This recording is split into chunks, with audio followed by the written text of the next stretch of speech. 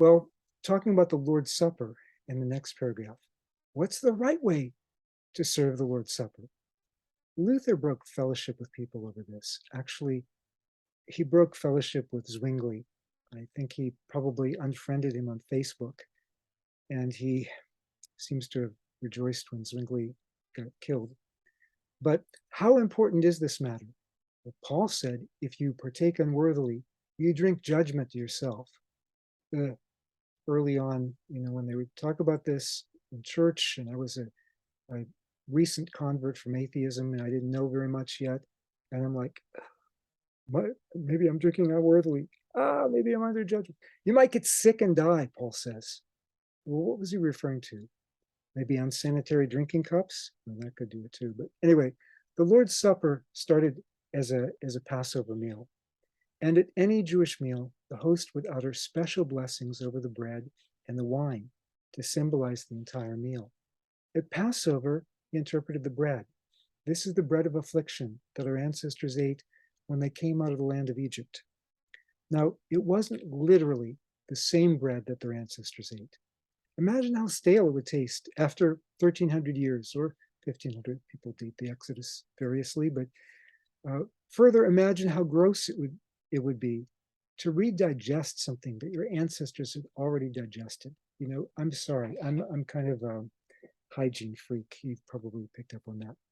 So why would Jesus's first century Jewish disciples take him any more literally when he said, "This is my body"?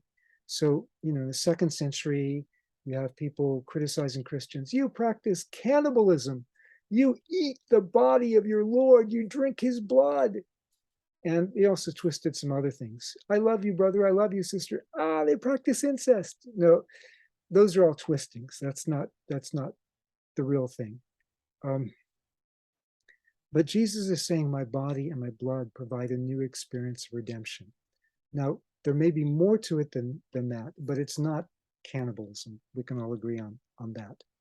At Passover, they annually commemorated Israel's redemption. Exodus 12, this is a day you're to commemorate for the generations to come. 1 Corinthians 11, do this in remembrance of me. But it was also kind of a reenactment, like entering into the experience of the ancestors. So, we're always in the Lord's presence, but there's something special about partaking of the Lord's Supper. But in Corinth, Gentiles were used to meeting for group meals, and they started following their traditional habits. Clients, people of somewhat lower social status, would dine at richer patrons' homes. They would be invited to come eat at my house, come to my banquet, and then show your gratitude to me, grovel before me. Well, there were a lot of complaints about that, having to grovel in antiquity. And people also complained about being seated according to rank or reclining on couches according to rank. So some people got nicer food and nicer wine.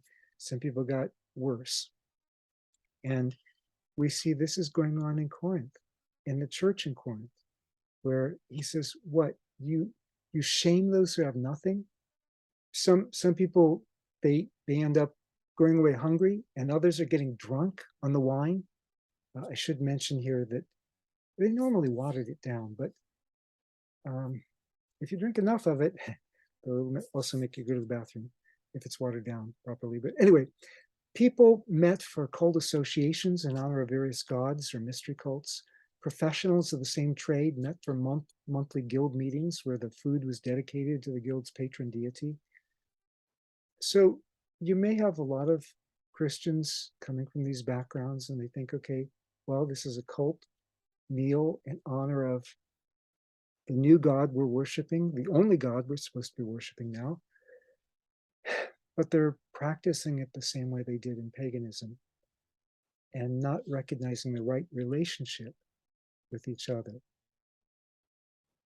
So when patrons would throw their parties, they had a special room called a triclinium where you could have, well, normally it had 3 couches. That's why they call it triclinium. But it could have maybe 4 couches, whatever.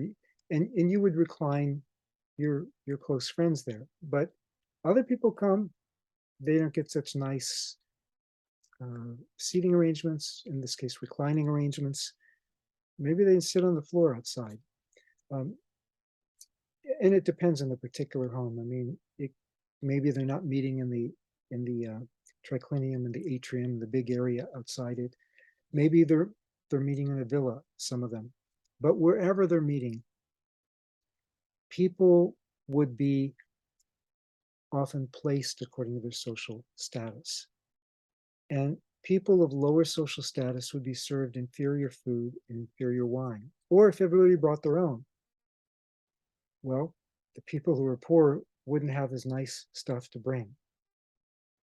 And people often complained about this in antiquity.